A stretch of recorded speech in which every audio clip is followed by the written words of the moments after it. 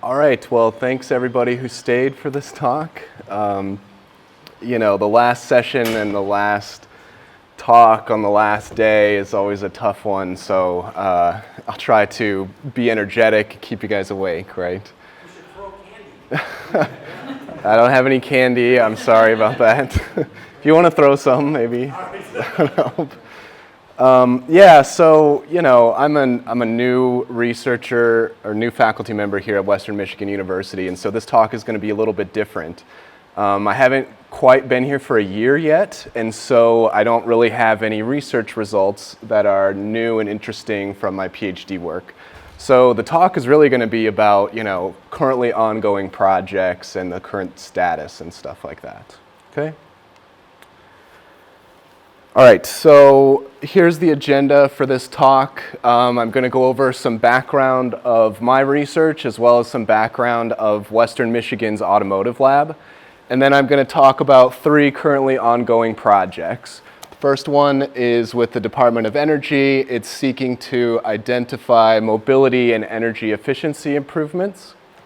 The second one is part of this Michigan Mobility Challenge, and it's to develop a custom driverless shuttle, fully electric, for use at the Battle Creek VA Hospital.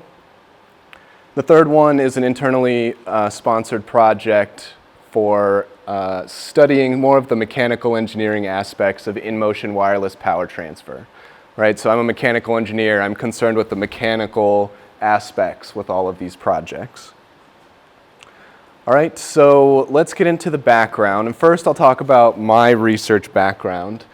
Up until I started here at Western Michigan, my research was all sort of couched in using self-driving vehicle technology to realize fuel economy improvements. And so if you're curious as to what that means, I'm trying to communicate that with this systems level diagram here. So this is the overall system for how that works. Each of these gray boxes is a subsystem. So in the perception subsystem that's where the self-driving vehicle technologies come in. So you might have, camera data as shown in this image, and we use that to identify lane lines, vehicles, traffic lights to figure out where the vehicle is going to drive. And in the case of the fuel economy improvement application, we're figuring out the future vehicle velocity. Right, because if we have that, then we can compute the optimal control using optimization theory. It's just a thing, and we implement a control request in the vehicle. Right, there's sort of a filter there because we don't want to issue a control request that's going to break the powertrain, so we communicate with that. From there, it actually gets implemented in the vehicle, and we can realize a fuel economy improvement. These numbers over here on the right are actual fuel economy improvement numbers from an early study. Turns out you can get very significant fuel economy improvements doing this. Okay, so this is my research background. This slide talks about background of Western Michigan's automotive lab. And this is a lab where I conduct all of my research. And we had a faculty member retire, and I've sort of tried to take over and help realize a new vision for this lab. Okay, so that new vision is to focus on new automotive technologies, things like self-driving vehicle controls, electric vehicles, how do we electrify other vehicles, fuel efficiency, systems level analysis, incorporating traffic, things like that. And, as I mentioned, I'm working on this, but we also have a diverse team of other faculty, and this is just in the mechanical engineering department. I'm hoping to engage other faculty in other departments who are working on the automotive lab. So you can see this picture in the middle. This is kind of what the auto lab used to look like, right? A lot of stuff everywhere. I won't call it junk, but these are old engines, old lifts, old equipment. As you can see in this picture, most of that's all gone now. We have student workspace, we have some self-driving vehicle controllers, lots of equipment, lots of active research projects now. And that actually makes a pretty smooth transition into the first active research project. This is funded by the U.S. Department of Energy Vehicle Technologies Office. And this project started in January of 2019, and it goes until January 2021. Two-year project. Colorado State University is the lead, as well as National Renewable Energy Lab in Golden, City of Fort Collins in Denver, Clean Cities Coalition, and of course Western Michigan University. Well, the point of this project is to realize not only individual vehicle fuel economy, but all of the vehicles that are operating in the city. How can we improve all of their collective fuel economy? Also reduce city emissions, improve mobility metrics, etc. So let me expand on that a little bit. NREL is working on mobility metrics. They have a technique to literally put a number on mobility. Right, so if you live downtown, close to your job, close to the grocery store, close to a lot of recreational activities, you have a high mobility score, et cetera. So in this project, we're actually measuring mobility. So if you say that autonomous vehicles are going to decrease mobility, we can actually prove it with this metric, right? I don't know if I necessarily buy that. All right, so that's what NREL is doing. What we're doing is utilizing my previous research, right? So you may recognize this diagram from the first slide. This is systems level implementation for fuel efficient vehicle control. So we're taking this and implementing the latest system proposed in the literature. So if you're curious, the latest system uses a perception model that's a long short-term memory deep neural network, uses the latest autonomous vehicle sensor data to generate a 10-second velocity prediction, use model predictive control, implement that in the vehicle. We use the latest model of the Toyota Prius, the Prius Prime, and realize a fuel economy improvement.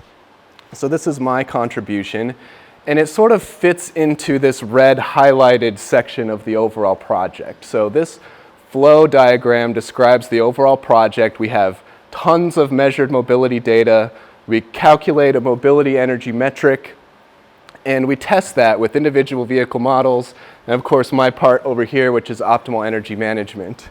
So once we get this part figured out, then we can expand the scope to include traffic. We can investigate ways to improve the traffic management strategy, the TMS here, measure the improvement in mobility, and on it goes. Right, so that's the sort of overall idea of the project. And, as I mentioned, we've been working on this for a few months, so we don't have, a bunch of exciting results yet to share with you guys. But right now we have basically a huge data set. We have CAN and GPS data, camera, radar, LiDAR, V2V, traffic signal state of every traffic light along the whole route for multiple drive cycles. And so I've got students that are actively working on using this data within this optimal energy management framework. And so I have a student working on vehicle model development, which is more of the vehicle plant subsystem, another student working on the perception subsystem, and of course the planning subsystem. This picture on the right shows what CSU calls their mule car. This is one of the cars we use to collect the data. So if you're interested in some of the details, their poster might still be up down the hall. All right. The next project is this project sponsored by the Michigan Department of Transportation under the Michigan Mobility Challenge. And this is a very, fast and furious project. Sorry for all the automotive puns. This is what I do in my field. It starts in March, ends in November, and from beginning to end in just a few months. Pratt & Miller is leading this project. They're an engineering company in New Hudson. They do vehicle dynamics, vehicle design type of stuff. Robotic research is implementing the sensors and control strategy. Comet Mobility is involved, University of Michigan, Keva Diaz, another local company, and Esther Seals. And so the point of this project is to develop a low-speed self-driving shuttle for the Battle Creek VA Hospital. This is sort of a mock-up of what it's going to look like. And as I mentioned, it's a huge project. There's lots of industry collaborators, and we're responsible for a small portion of this project, right? So that portion is the modeling and evaluation of the shuttle. in this project, Pratt & Miller is building this custom fully electric vehicle to be wheelchair accessible. And so we are helping with the economic and service benefits for that. We want to try to make it as effective and cheap as possible. And another part of the project is to improve ride scheduling. So Kevadiah does a lot of software development, and they're working on an app to help guide vision impaired veterans to the vehicle. And so we're, of course, assisting with that as well. And one really cool aspect of this project is that there's lots of potential for follow-on projects. We could basically implement this at other VA hospitals. We could implement it at any other commercial location. We could also focus on improving just this application. There's lots of potential here. So this is really just the beginning. Now, in terms of kind of what we've done so far, and this one we've been working on it for even less time, but so far we have high fidelity model of the shuttle developed in Argonne National Labs autonomy software. We're implementing custom drive cycles to really make sure we capture the energy use for this so that we can compare it to the existing shuttle at the VA hospital. And we're developing a full three-dimensional visualization of the Battle Creek VA hospital in collaboration with Comet Mobility. And of course also developing a rigorous test plan that considers all the sensors that are going to be on the vehicle, but also additional sensors that we might be able to add later. So 2 students that have a poster on this, if it's still up, could go check that out or ask these guys some questions. That's kind of where we're at on this project. All right, the last project is this internally sponsored project under Western Michigan's Faculty Research and Creative Activities Award. This is a project that hasn't even officially started yet, but we have some initial work done already. I'm the PI for this project. It's much smaller. The point here is to try to develop an understanding for optimal deployment of in-motion wireless power transfer. And again, I'm in mechanical engineering, so my concern is more with how this would interface with vehicles, how this would drive vehicle design, how we could change the use case for semi-trucks, or how we could modify fleet management for semi-trucks if we had this technology, how to roll out the infrastructure life cycle assessment type of stuff. And so really the point of this project is to use this initial research as a stepping stone into more broad research that includes a bigger team. And so far we envision that team including SELECT, which is the Sustainable Electrified Transportation Center. Worked with these guys before. They're really top researchers in this field. They're based out of Utah State. This picture on the bottom right kind of describes all the things that SELECT does, and so we are looking to contribute to the mechanical engineering aspects of this center. I'm working with Professor Rick Meyer in the MAE department. He has a previous collaborator at Purdue who's a member of SELECT, and I have previous collaborators at other universities that are members of SELECT, so we're really trying to build this collaboration with this project. All right, in terms of work done, we of course already have an electric vehicle model that we could implement with this. We have some other electric vehicle models in development. We also have some in-motion wireless power transfer models that are ready for integration, and so initially, we want to take the vehicle model, the wireless power transfer model, and pair it with emissions, geographic emissions data, and to really understand economic impacts in terms of vehicle design and infrastructure rollout.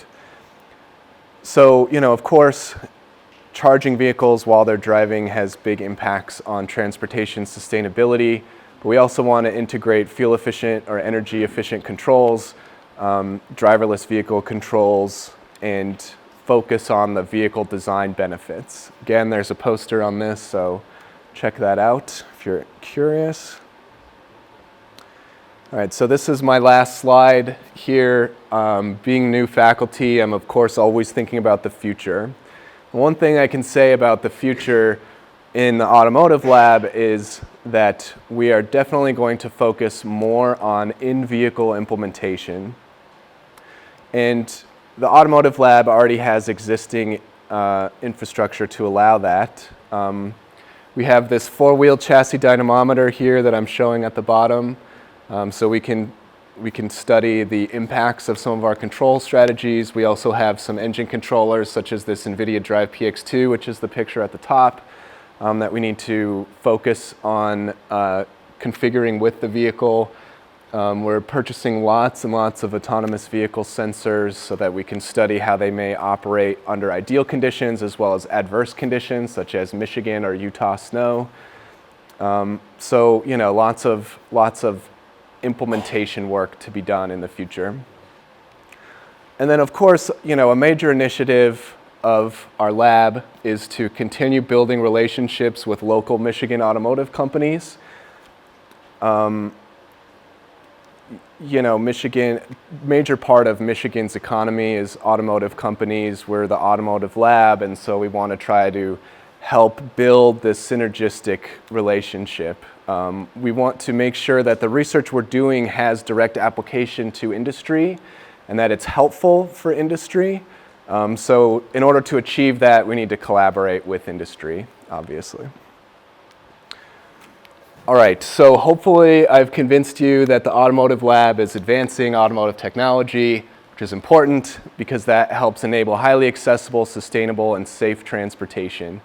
I'm happy to have a chance to be a part of this awesome conference, and I hope to continue contributing. If you have any questions or if you want a tour of the automotive lab or something like that, feel free to send me an email. You can follow our research on my website, and happy to take any questions.